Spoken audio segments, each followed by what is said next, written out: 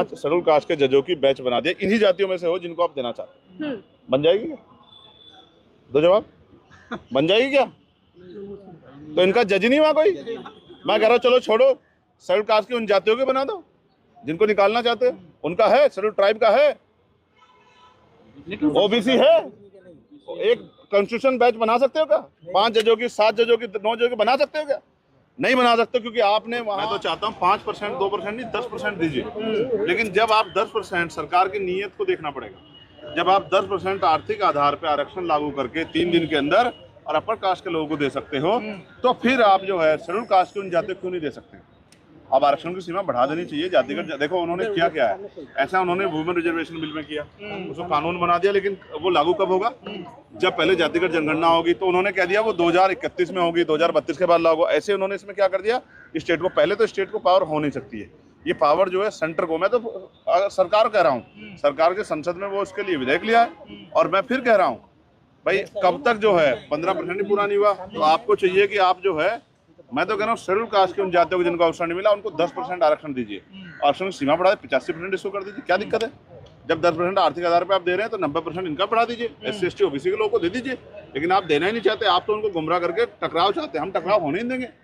अगर हमने यहाँ पढ़े लिखे लोग हो गए, हम टकराव करवा दें, हमसे बड़ा बेवकूफ कौन होगा? इसलिए हम उनको भी समझाएंगे, उनमें भी जो पढ़े लिखे लोग हैं, क्रीमी लेयर की लगा दिया। आप आंकड़े जुटा के बता दो, क्या 15% शेड्यूल कास्ट लोग पूरा हुआ है? और अगर इतनी काबिलियत पैदा होगी तो NFS कैसे हो रहा है? मैं अकेला व्यक्ति हूं जिसने जितने दिन सदन चला है, हर दिन सफाई कर्मचारियों लेके हर वर्ग का मुद्दा उठाने काम किया है। और कल भी मैंने मुद्दा उठाया पार्लियामेंट में कि 1500 घर जो है वहाँ उसमें मुंबई में वाल्मीकि समाज के तोड़ दिए सरकार के लोगों ने।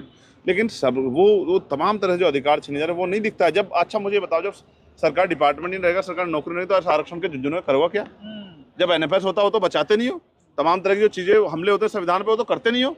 तो मैं फिर आपसे कह रहा हूँ, हम अपनी जिम्मेदारी अदा कर रहे हैं। और मैं कह रहा हूँ हम खुले दिल से अपने भाइयों के लिए अधिकार मांगते हैं। और मैं कह रहा हूँ आरक्षण की सीमा बढ़ा के उन जातियों को जिनको अवसर नहीं मिला उनको 10% रिजर्वेशन दिया जाए, जैसे आपने आर्थिक आधार पर सवर्णों को दिया। लेकिन कहा जा रहा है कि भविष्य के लिए चंद्रशेखर ये बहुत अच्छा है, सुप्रीम कोर्ट की तरफ से आया है। सुप्रीम कोर्ट में क्या SC, मैं कह रहा हूँ सुप्रीम कोर्ट का हम फैसला मान लेंगे। 5 शेड्यूल कास्ट के जजों की बैच बना दिया, इन्हीं जातियों में से हो जिनको आप देना चाहते हैं। बन जाएगी क्या? दो जवाब, बन जाएगी क्या? तो इनका जज नहीं हुआ कोई? मैं कह रहा हूँ चलो छोड़ो, शेड्यूल कास्ट की उन जातियों के बना दो जिनको निकालना चाहते हैं। उनका है, शेड्यूल ट्राइब का है, OBC है, एक कॉन्स्टिट्यूशन बैच बना सकते हो क्या? 5 जजों की, 7 जजों की, 9 जजों की बना सकते हो क्या? नहीं बना सकते, क्योंकि आपने वहाँ एक वर्ग के हक को कर रखा है। और मुझे चिंता तो उन भाइयों की, स्वर्ण जातियों के, जिनको नहीं मिल रहा है। EWS में भी जिनको अवसर नहीं मिल रहा है। आपने सीमा रखी है 8 लाख रुपए, तो 2-3-4 लाख रुपए जो गरीब स्वर्ण जाति के लोग कमाते हैं साल के, उनके परिवारों को अवसर मिल रहा है। 8 लाख में तो बहुत लोग आ जा रहे हैं। सवाल ये है कि सरकार की नीयत क्या है। मैं आपको कहता हूँ, शहीद आजम सरदार भगत सिंह ने कहा था कि अगर फांसी की सजा देने वाले जज के फैसले से उसका मोटिव, उसकी नीयत हटा दी जाए, तो उस जज में और हत्यारे में कोई फर्क नहीं है। तो इसकी नीयत को देखना पड़ेगा। क्या कभी सुप्रीम कोर्ट वंचित वर्ग के आरक्षण के पक्ष में था? और था तो आज तक इतना बैकलॉग हुआ, कास्ट एट्रोसिटी, आपने क्यों नहीं इसको ठीक करा? तो सच ये है, सुप्रीम कोर्ट से हमें बहुत उम्मीदें नहीं है, लेकिन सुप्रीम कोर्ट से बड़ी है पार्लियामेंट। हमने कहा था, कल भी कहा हमने विपक्ष को भी, सरकार को, और हमने कहा कि अगर आग से खेलने काम करोगे तो हाथ जलेंगे सरकार के। सांसद जी सच्चाई तो ये कुछ ऐसी जातियां तो हैं जो रह गई है पीछे ना। हाँ रह गई है, बिल्कुल रह गई। किसकी वजह से रही? किसकी वजह से रही? किसकी वजह से रही बताओ? एक सेकंड सुनिए, किसकी वजह से रही? क्या आपने अच्छा स्कूल खोलने का काम गरीबों की बस्ती में किया? क्या आपने उनके जो है रोटी कपड़े मकान की व्यवस्था की? उनको अवसर कहाँ से मिलेगा? अब तो बहुत सारे, अच्छा जिन जातियों में अब तक एजुकेशन लेवल उस तरह का बड़ा नहीं, उनको मिलेगा भी तो बेचारों को। तो NFS ही तो करना है आपको, अपने लोगों को तो भरना है। हम समझते हैं सरकार की मंशा को। अगर NFS हो रहा है, इलाहाबाद यूनिवर्सिटी में रिकॉर्ड उठा के देखो, NFS हो रहा है SPGI उसमें, क्या नाम, SGPI में, SGPG में लखनऊ में, तो क्या इन जाति, ये कहाँ गया? अगर इतनी काबिलियत, इतना क्रिमिनल पैदा हो गया तो कहाँ नहीं हो पा रहा है? IIM के हाल देखो, टॉप यूनिवर्सिटियों के दिए थे मैंने, 7 यूनिवर्सिटियों के आंकड़े देखो क्या हाल है।